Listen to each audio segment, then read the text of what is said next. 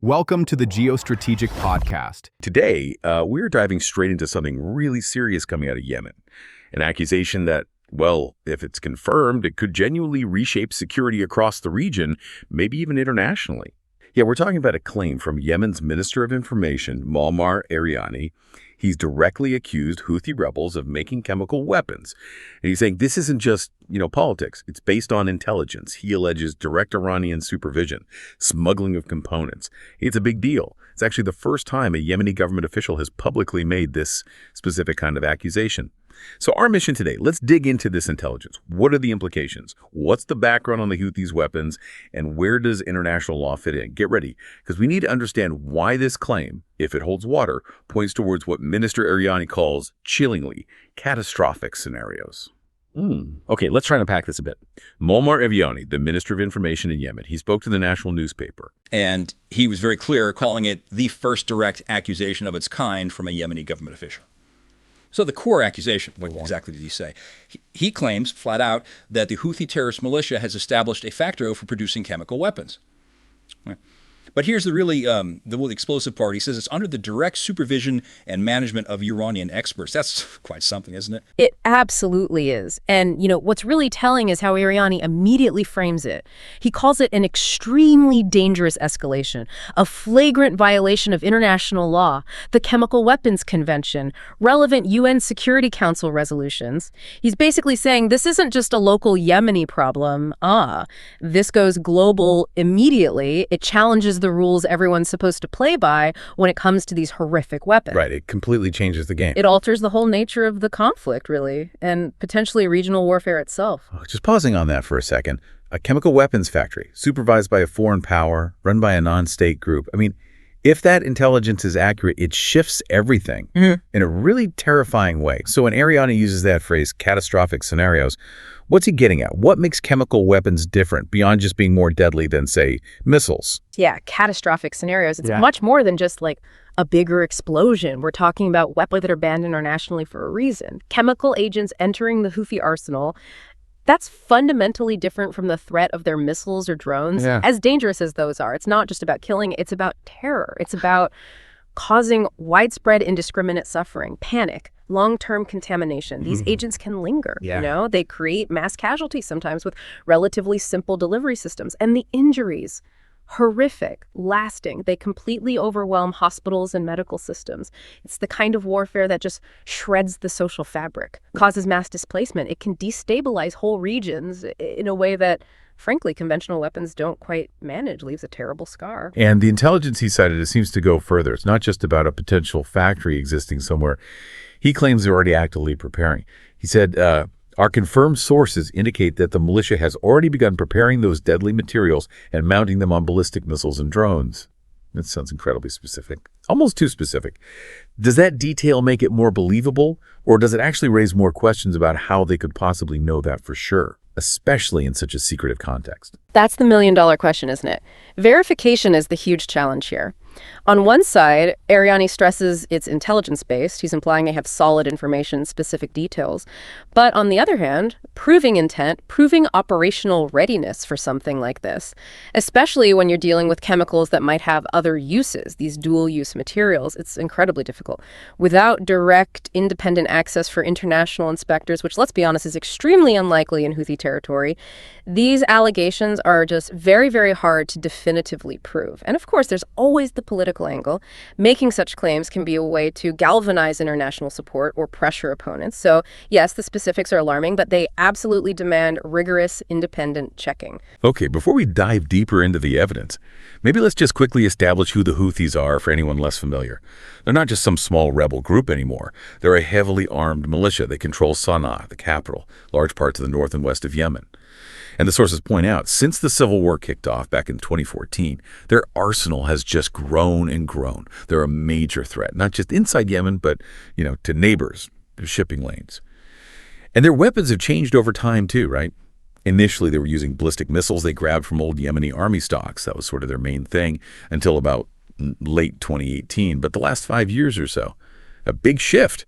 Now it's these long-range explosive drones capable of evading radar, much more sophisticated stuff, which forces you to ask, how are they managing this? Is it all homegrown innovation? Or is there outside help?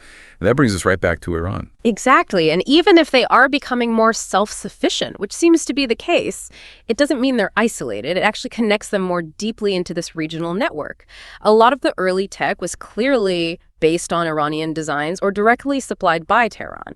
Now, yes, reports say the Houthis are getting largely self-sufficient in building and developing their own stuff. That shows their capabilities have really matured. They're not just recipients anymore, they're producers, but they're still a key part of this wider axis of resistance. That's the Iran-led coalition. You've got Hezbollah in Lebanon, militias in Iraq. The Houthis are a major piece on that board. And we should remember past statements, too, like Esmail Ghani, he's the head of the Quds Force now, Iran's foreign ops arm. He said back in early 2015 that those defending Yemen have been trained under the flag of the Islamic Republic. Now, he denied sending weapons at the time, but the training link was admitted. And Irani's claim suggests it goes way beyond just training or sending parts now. He's alleging a much deeper, long-term Iranian goal. He says, it is clear that the Iranian project goes further, turning Yemeni territory into secret laboratories for producing and testing toxic, chemical, and biological agents. Wow. Secret labs for WMDs on the Arabian Peninsula, basically.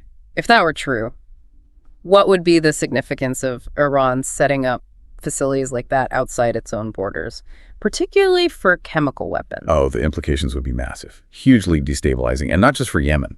For Iran, potentially, it offers plausible deniability, right? Developing and maybe even testing these kinds of banned weapons away from direct international scrutiny on their own soil for the region. It introduces a terrifying new element. You're potentially arming proxies with weapons of mass destruction. Suddenly, the conflict isn't just about land or politics. It's about the spread of the worst kinds of weapons imaginable. That changes the entire strategic picture for everyone involved, regional powers, international actors, everyone. Okay, let's look at the actual intelligence behind these claims. Eryani didn't just pull this out of thin air, he says. 2 Yemeni sources, described as close to the government, confirmed a confidential report went to the presidency recently. And this report apparently detailed suspected sites where the Houthis might be making these banned weapons. Both sources also confirmed that smuggled shipments, the materials needed, arrived sometime this year. Right, and that detail links the alleged shipments directly to the chemical weapons claim. It's not just general smuggling they're talking about. Crucially, captured smugglers apparently admitted trying to move chemical precursors and prohibited weapons components before. So you have direct admissions, according to these sources, that line up with what the minister is alleging. It suggests a pattern, maybe a sustained effort to get the building blocks for such a program. And even separate from the chemical claims, we know illicit supply lines are active and sometimes get disrupted. Just last month, Yemeni forces intercepted another shipment, this one conventional weapons, but still significant. The U.S. even praised it. General Tariq Salih's forces caught it at Aden port, and U.S. Central Command listed what was inside: drones, jet propulsion systems, wireless devices, and advanced control components, heading for Hodeidah, the Houthi port. So, yeah, the idea of stuff being smuggled into Houthi areas, that definitely seems consistent. Adds context. Absolutely. Those intercepts, plus the smuggler accounts, it highlights how persistent this problem is. And maybe it's worth briefly touching on why this stuff is so hard to stop. The nature of chemical weapons themselves. They range from sophisticated nerve agents like sarin, down to things like mustard gas. But making them isn't simple. You need specific industrial precursors, specialized equipment, and trained chemists. It's not a backyard operation. But here's the dual-use problem. Many of the necessary chemicals have perfectly legitimate uses. In agriculture, industry, think about chlorine, for example, vital for water treatment, lots of industrial uses. But it can also be weaponized. That dual nature makes it incredibly hard for anyone trying to monitor or control them.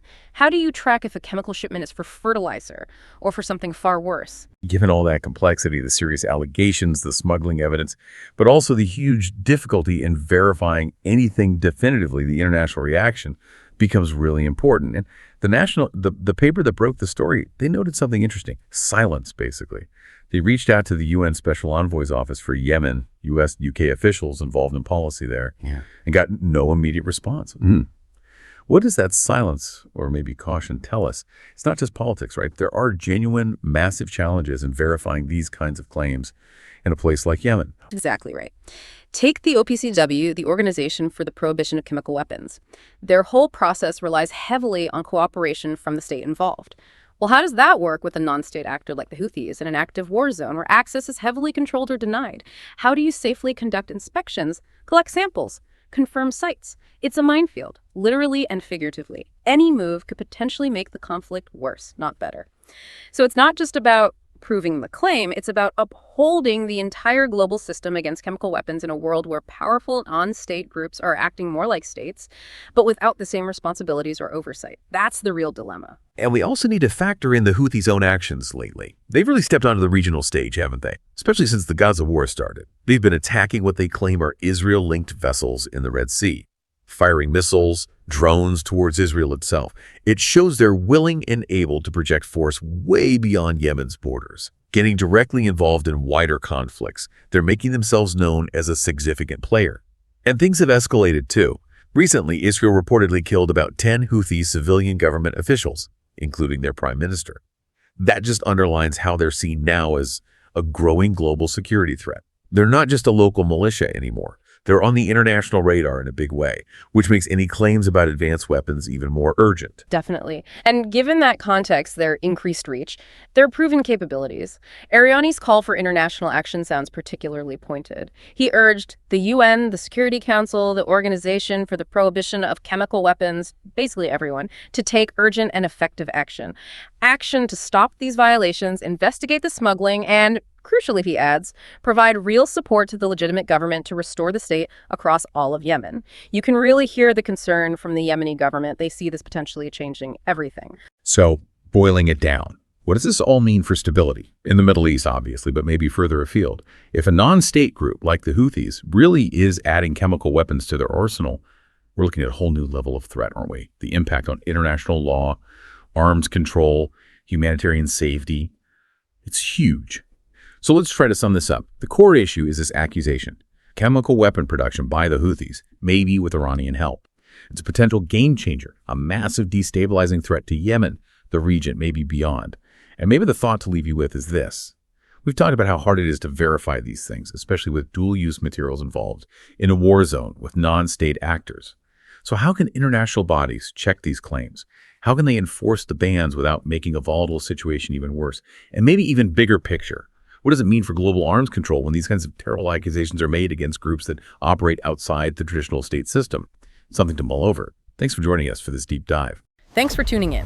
If you found this discussion valuable, please like, share, and subscribe to the Geostrategic Podcast for more in-depth analysis on topics that shape our world. Stay informed, stay ahead, and stay tuned for the next episode.